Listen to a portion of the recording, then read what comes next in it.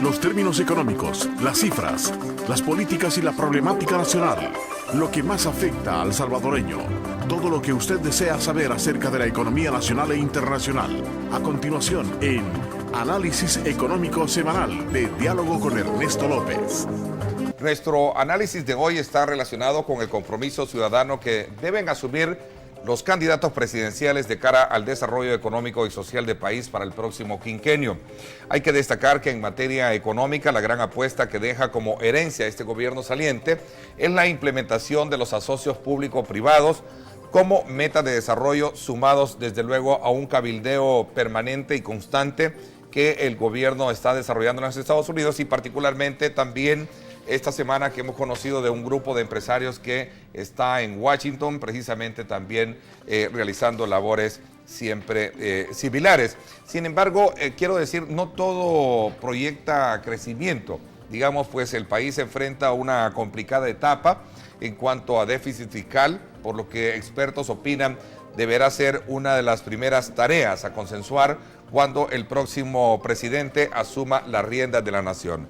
Ayer, por cierto, el sector privado de nuestro país presentó una agenda mínima de aspectos elementales que podrían, digamos, dinamizar la economía del país de cara a estos últimos meses que, desde luego, tiene el gobierno de la República. El tema de deuda es uno de los temas principales que va a tener que afrontar el próximo gobierno. Muchas veces el financiamiento de las campañas políticas, y por eso es que es tan importante quién financia qué, a quién, a qué partido y a qué se está comprometiendo, o sea, qué implica ese financiamiento, es importante para el análisis económico, porque muchas veces ese financiamiento, ese apoyo pasa factura posteriormente en términos de políticas económicas. Bueno, ustedes saben que hay esa frase, yo se la he escuchado mucho a Claudio decir, no hay almuerzo gratis, ¿verdad?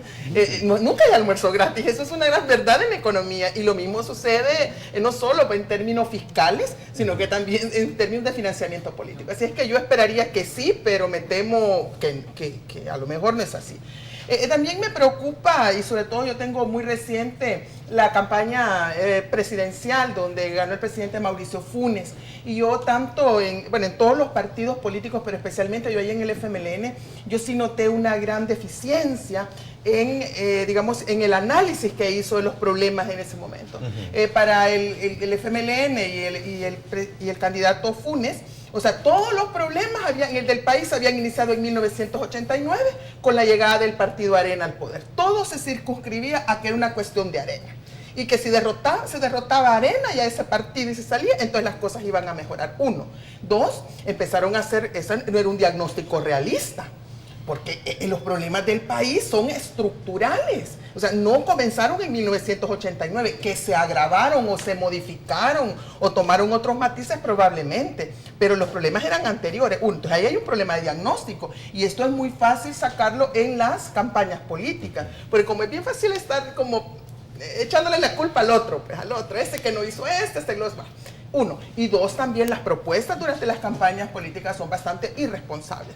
Yo recuerdo también cuando el candidato y ahora presidente Funes habló de esto de la fábrica de empleos. Y eran miles y miles de empleos y no se daba cuenta en ese momento que estábamos ya en recesión económica. O sea, ya la economía mundial estaba en y entonces, ofrecía esto, ofrecía el crecimiento y todo era mejor. Claro, y entonces hace una total abstracción del entorno económico mundial. Y entonces por eso él lleva a hacer muchas veces propuestas que son irrealistas, que son irresponsables y que levantan expectativas que no corresponden. Yo no comulgo totalmente con estos indicadores de pobreza, sobre todo cuando están circunscritos al costo de una canasta básica alimentaria, que no refleja lo que en realidad se necesita, y más la nacional, que en primer lugar calóricamente no es la menor en Centroamérica para empezar, y en segundo lugar definitivamente la pobreza es multidimensional, se está discutiendo mucho alrededor de ello, y por supuesto cualquier política pública debería ir destinada a subsanar esta situación. Si hay avances, por supuesto que hay avances en materia económica, pero avances ¿hacia dónde? Yo creo que también ese es el punto de discusión a efecto de saber hacia dónde va el país y cuál va a ser el proceso de construcción subsiguiente de El Salvador. El Seguro Social sigue siendo parte del Estado, y yo le garantizo que no ha crecido en su forma de ser y de dar el servicio pero ni nada, pues, sigue siendo lo mismo. Entonces, sobre eso, que es un tema de cultura, ¿verdad? Nos vemos nosotros como consumidores, como ciudadanos, inmersos en esto. Más Estado, menos Estado, pero ¿cómo se va a hacer una cosa o la otra para que sea lo más efectiva para el país y para todos? Han Vean. salido dos ejemplos claritos sobre los cuales podríamos ilustrar alrededor de lo que está sucediendo. Uno, el Estado facilitador de empleos. Quizás la pregunta alrededor de esto es ¿qué tipo de empleos está facilitando el Estado para abrir? Y podemos hacer un histórico de lo que en el país ha venido sucediendo alrededor de esta facilitación de empleos en los últimos años. La década de los 90, incluso a inicio del 2000, en donde hubo un auge impresionante de, por ejemplo, las maquilas, en donde mujeres son a estas alturas todavía altamente explotadas, donde padecen enfermedades crónicas por estar con una acción repetitiva. Yo recuerdo aquí en El Salvador las elecciones se ganaban con canciones. Vamos a ganar, vamos a esto, vota por nosotros, somos los mejores, etc. El más colorido, ¿no? Más colorido. Después se pasó a una segunda etapa que es hacer ofertas, y todo el mundo haciendo ofertas, yo le voy a solucionar. Yo soluciono el problema de la criminalidad con la mano muy dura, más mano dura, super mano dura, extremadamente dura y ahora extremadamente blanda, pero no importa. Todos te dan una gran oferta. Yo creo que estamos empezando a entrar en la época del cómo, porque todos sabemos cuál es el problema, todos sabemos dónde hay que meter la mano, pero nadie dice el cómo. Cuando hablamos de agenda país, también, si bien sabemos cuáles son los principales problemas, yo creo que deberíamos ponernos de acuerdo en el cómo lo vamos a hacer. Porque unos quieren más Estado, otros quieren menos Estado. Todo lo que es competitividad, facilidad para hacer negocios, libertad económica, indicadores de percepción de corrupción. Si nosotros viéramos todos lo que conforman estos indicadores y le apostáramos a ser los mejores, eso no es un acuerdo difícil, porque aquí no es problema social, que si más educación o menos educación, más salud o menos salud, es como que funcionemos mejor, eso es fundamental. Muchas veces también los políticos y las políticas engañan a la gente sobre cuáles son los problemas y cuáles son las apuestas, sobre lo que quieren. Y sobre eso desarrollan todo un discurso. Y le voy a hacer claro el tema del crecimiento económico. Aquí nos han dicho que existe un consenso nacional sobre que la economía salvadoreña debe crecer, porque los niveles de crecimiento son bajos. Está bien, hay un consenso. Pero sobre lo que no le queremos decir a la gente en este momento, lo que no nos queremos plantear, es el tema de la distribución de los beneficios de ese crecimiento. Disminuye la pobreza porque disminuye el precio de los frijoles. Ajá. Y los productores de frijol, que les disminuye el precio. Y no son gente productores, pequeños productores agropecuarios. Muchas veces no son productores capitalistas, grandes empresarios comerciales, sino que son productores de subsistencia y que muchas veces sus ingresos y los de su familia y su estar o no estar en la pobreza depende también del precio de los frijoles, y cae el precio de los frijoles. Entonces, ahí siempre hay otro lado, porque muchas veces nos fijamos solamente en el tema de los precios para el consumidor y nos olvidamos de los productores, sobre todo en las zonas rurales. Y entonces aquí es donde falta el Estado. ¿Cómo evalúan el compromiso de los candidatos por mantener los programas sociales y de dónde se obtendrán los fondos? A ver. Mira, los programas sociales hay que mantenerlos, eso no es discutible. Lo que podemos entrar a discutir y tenemos que buscar una solución es cómo recortar en otras áreas donde hay duplicidades, por ejemplo, de gestión.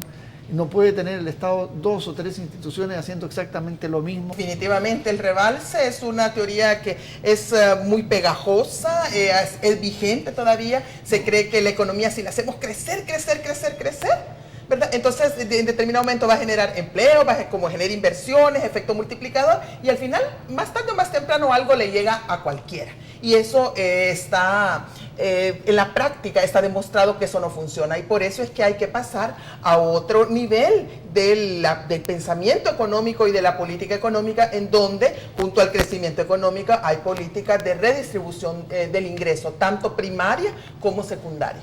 Lo que pasa, yo pienso que yo creo en el tema del rebalse básico, en el decir, si están creando empresas, si está habiendo desarrollo, si una empresa se facilitó la forma de que una empresa se forme y va a contratar gente, ya eso ya es que le llegue ese beneficio. Yo creo que para distribuir riqueza hay que producir riqueza primero. Necesitamos un Estado que sea más eficiente, más eficaz y que sea respetado porque es respetable, no porque la ley me dice que lo tengo que respetar, porque es austero, porque es un Estado que sabe apostarle a los programas sociales, sabe dónde están las prioridades, y a lo social no se le apuesta porque es bonito lo social.